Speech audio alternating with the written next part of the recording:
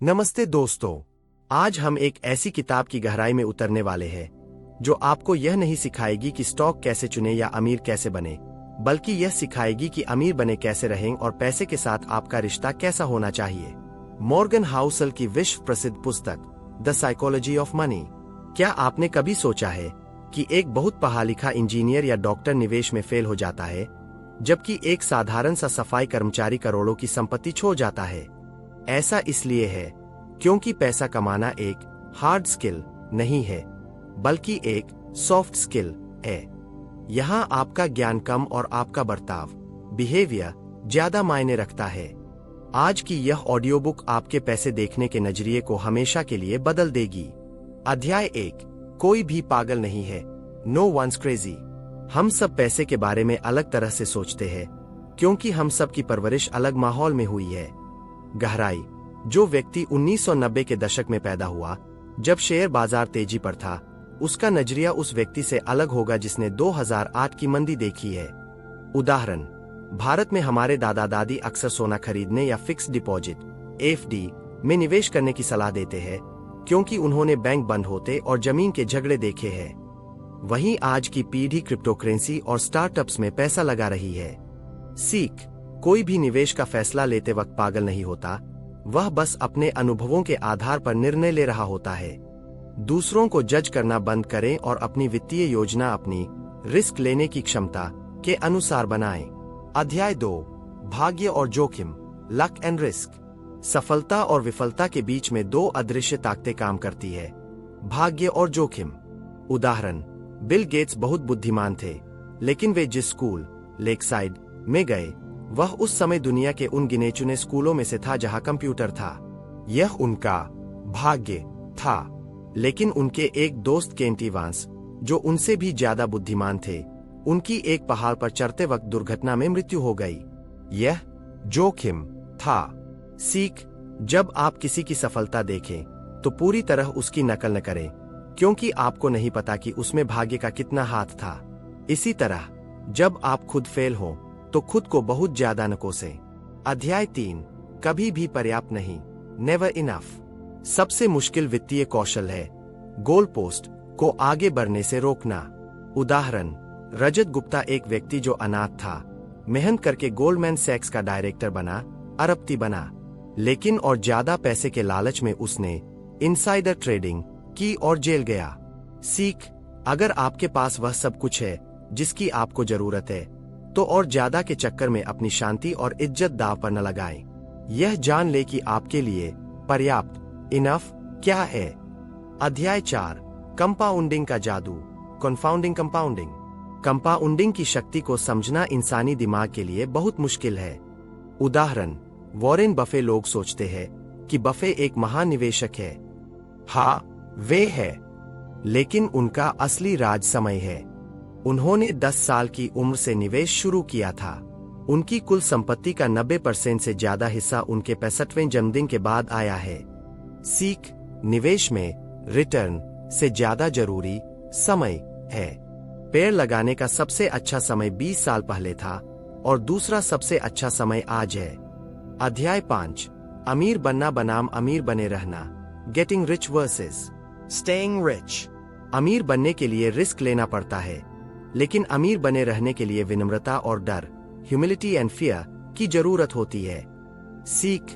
पैसा कमाना एक अलग कला है, उसे बचाना अलग। आपको अपनी योजना ऐसी बनानी चाहिए जो सर्वाइवल पर आधारित हो, यानी बुरे से बुरे वक्त में भी आप बाजार से बाहर न हो। हमेशा अपने पास कुछ कैश रखें ताकि मंदी के समय आपको अपने शेयर घाटे में न बेचने पड़े। अध्याय 6। Tails, you win, tails, you win. पूरी दुनिया टेल्स यानी असाधारण घटनाओं से चलती है। उदाहरण, एक महान निवेशक वह नहीं है जो हर बार सही होता है। वॉरेन बफे ने अपनी जिंदगी में 400 से ज्यादा कंपनियों में निवेश किया, लेकिन उनका सारा मुनाफा सिर्फ 10 से 12 कंपनियों से आया है। सीख। आप आधे समय गलत हो सकते हैं और फिर भी बहुत सारा पैसा बना सकते हैं। जरूरी यह है कि जब आप सही हो तो आप कितना बड़ा जीतते हैं। अध्याय 7। आजादी, फ्रीडम। पैसे की सबसे बड़ी कीमत यह है कि वह आपको अपने समय पर नियंत्रण, कंट्रोल ओवर टाइम देता है। गहराई, एक बड़ी कार या बड़ा घर आपको उतनी खुशी नहीं देगा जितनी यह खुशी देगी कि आप सुबह उठकर वह कर सके जो आप करना चाहते हैं। सीख, अमीरी का असली मतलब है अपनी मर्जी से, अपनी मर्जी के लोगों के साथ जितनी देर चाहें वह काम करना जो आप करना चाहते हैं। अध्याय 8, कार में बैठे आदमी का भ्रम, man in the car paradox. जब आप किसी को महंगी कार में देखते हैं तो आप यह नहीं सोचते कि वह आदमी कितना कूल है। आप सोचते हैं कि अगर मेरे पास यह कार होती तो लोग मुझे कूल समझते। सीख, लोग आपकी संपत्ति से आपको इज्जत नहीं देते, वे अपनी कल्पनाओं में खुद को उस जगह रखते हैं। इसलिए दूसरों को प्रभावित करने के लिए खर्च करना बंद करें। विनम्रता और दया आपको ज्यादा इज्जत दिलाएगी। अध्याय 9, धन वह है जो आप नहीं देखते। Wealth is what you don't see. असली संपत्ति, वेल्थ, वह है जिसे अभी खर्च नहीं किया गया है। उदाहरण, अगर कोई 50 लाख की कार चला रहा है तो आपको सिर्फ यह पता है कि उसके पास 50 लाख रुपए कम हो गए हैं। संपत्ति वह विकल्प है जो आपने अभी इस्तेमाल नहीं किया है। सीख, अमीर, रिच दिखना आसान है लेकिन धनवान, वेल्दी, होना कठिन। अमीरी आपकी वर्तमान आय है, धनवान होना आपकी बचत और निवेश है। अध्याय 10, पैसे बचाएं, सेव मनी। बचत करने के लिए आपको किसी खास वजह की जरूरत नहीं है। सीख, आप बिना किसी मकसद के भी बचत कर सकते हैं। यह बचत आपको भविष्य में विकल्प और समय देगी। दुनिया में आप अपनी आय को कंट्रोल नहीं कर सकते, लेकिन अपने खर्चों को कंट्रोल कर सकते हैं। बचत आपकी ईगो और आपकी आय के बीच का अंतर है। अध्याय 11, तार्किक बनाम तर्कसंगत, रीजनेबल वर्सेस रैशनल। सरप्राइज, इतिहास हमें भविष्य के बारे में बहुत कम बता सकता है क्योंकि भविष्य में होने वाली सबसे बड़ी घटनाएं पहले कभी नहीं हुई होती। सीख, 2008 की मंदी या 2020 का कोरोना, इन्हें किसी ने नहीं देखा था। इसलिए हमेशा मार्जिन ऑफ सेफ्टी रखें। अपनी योजना में ऐसी जगह छोड़े कि अगर सब कुछ गलत हो जाए तब भी आप बर्बाद न हो।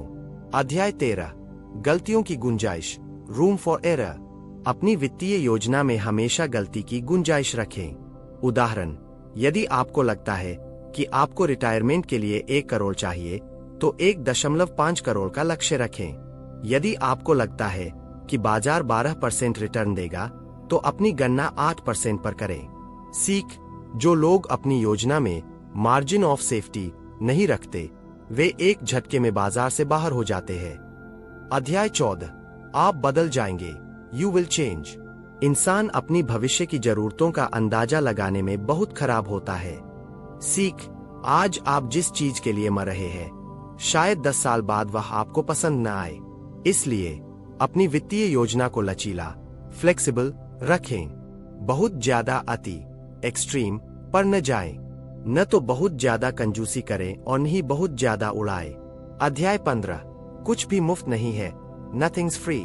सफलता की भी एक कीमत होती है, लेकिन यह कीमत रुपयों में नहीं बल्कि डर, अनिश्चितता और पछतावे के रूप में चुकानी पड़ती है। सीख, शेयर बाजार में गिरावट को जुर्माना, फाइन न समझें बल्कि इसे एक फी समझें। जैसे आप सिनेमा देखने के लिए टिकट की फीस देते हैं, वैसे ही ज्यादा रिटर्न पाने के लिए आपको अस्थिरता की फीस देनी होगी। अध्याय 16, आप और मैं, यू एंड मी। कभी भी उन लोगों से निवेश की सलाह न ले जिनके लक्ष्य आपसे अलग है। सीख, एक डे ट्रेडर के लिए शेयर की कीमत गिरना बुरी बात है, लेकिन एक लॉन्ग टर्म इन्वेस्टर के लिए वह खरीदारी का मौका है। यह पहचाने कि आप किस खेल को खेल रहे हैं। दूसरों के खेल में खिलाड़ी न बने। अध्याय 17, निराशावाद का आकर्षण, द सेडक्शन ऑफ पेसिमिज्म। आशावाद, ऑप्टिमिज्म एक सेल्स पिच जैसा लगता है, लेकिन निराशावाद, पेसिमिज्म हमें बहुत बुद्धिमान लगता है। सीख, अगर कोई कहे कि कल शेयर बाजार गिर जाएगा तो लोग उसे ध्यान से सुनेंगे, लेकिन अगर कोई कहे कि अगले 10 साल में भारत की जीडीपी दोगुनी हो जाएगी तो लोग उसे नजरअंदाज कर देंगे। याद रखें, प्रगति धीरे धीरे होती है लेकिन विनाश अचानक होता है। हमेशा बड़ी तस्वीर, लॉन्ग टर्म पर नजर रखें। अध्याय 18, जब आप कुछ भी मान लेते हैं, When you'll believe anything। हम उन कहानियों पर यकीन करना पसंद करते हैं जो हम चाहते हैं कि सच हो। सीख, अगर हमें पैसे की बहुत ज्यादा जरूरत है तो हम किसी भी क्विक रिच स्कीम, जल्दी अमीर बनने के चक्कर में फंस जाते हैं। अपनी भावनाओं को काबू में रखें और तथ्यों पर गौर करें। अध्याय 19, सारांश, समरी। अंत में मॉर्गन हाउसल हमें कुछ मुख्य बातें याद दिलाते हैं। जब सब अच्छा चल रहा हो तो विनम्र रहें, जब सब बुरा चल रहा हो तो दयालु रहें। अपनी ईगो कम करें, दौलत बढ़ेगी। अपने समय पर नियंत्रण पाए, बचत ही आपकी सबसे बड़ी सुरक्षा है। निष्कर्ष, आपका एक्शन प्लान। दोस्तों, पैसे का मनोविज्ञान केवल गणित नहीं है, यह आत्मनियंत्रण है। आप कितने बुद्धिमान हैं, इससे फर्क नहीं पड़ता। आप व्यवहार कैसा करते हैं, इससे आपकी दौलत तय होगी। आज से ही अपनी आय का एक हिस्सा बचाना शुरू करें। कंपाउंडिंग को समय दें और दिखावे की दुनिया से बाहर निकलें। अगर आपने इसको यहाँ तक सुना है तो आप सफलता की ओर अपना पहला कदम बढ़ा चुके हैं। आपको यह वीडियो प्रेरणादायक लगा तो इसे अपने दोस्तों के साथ शेयर करें। कमेंट में बताएं कि पैसे के बारे में आपकी सबसे बड़ी सीख क्या है। सब्सक्राइब करना न भूलें। धन्यवाद और सुखद निवेश।